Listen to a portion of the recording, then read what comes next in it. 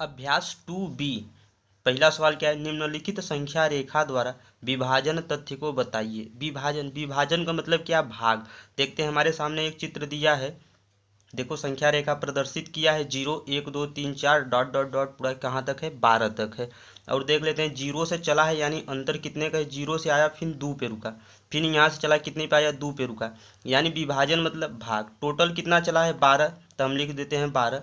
कितने कितने पे रुक रहा है, 2 2 पे रुक रहा है, फिर यहाँ पे 0 होगा तो यानी 1 चला फिर 2, यहाँ पे 2 मिल जाएगा, यानी 12 भागे 2 कर देंगे तो यह कितना आ जाएगा, 6। यही हम विभाजन तथ्य क्या हो जाएगा, आंसर हो जाएगा 6। देख लेते हैं दूसरा सवाल क्या है,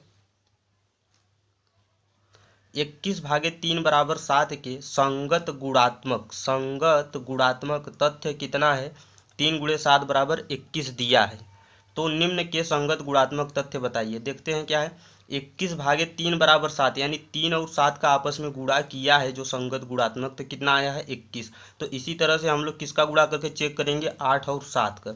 8 और 7 का गुणा करके देख लेते हैं, 8 गुणे 7 कितना होगा, 56। यह हमारा संगत गुणात्मक तथ्य हो जाएगा। देखो यहाँ पे 56 यानी 56 आ गया।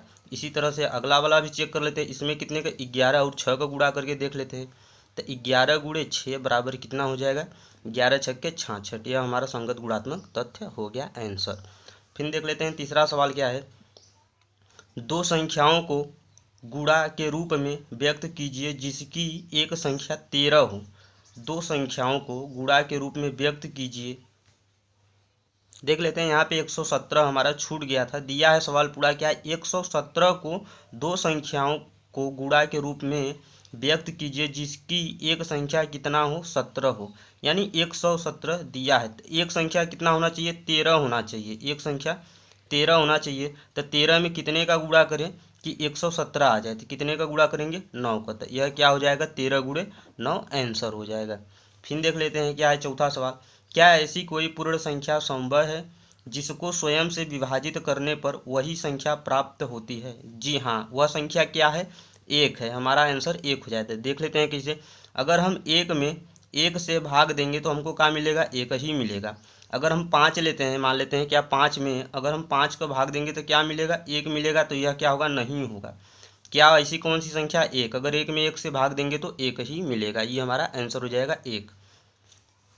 देख लेते हैं पांचवा सवाल क्या है, क्या दो विभिन्न शून्योत्तर पूर्ण संख्याओं के लिए पहली संख्या को दूसरी संख्या से विभाजित करने पर तथा दूसरी संख्या को पहली संख्या से विभाजित करने पर समान भागफल आता है, प्राप्त होगा, नहीं।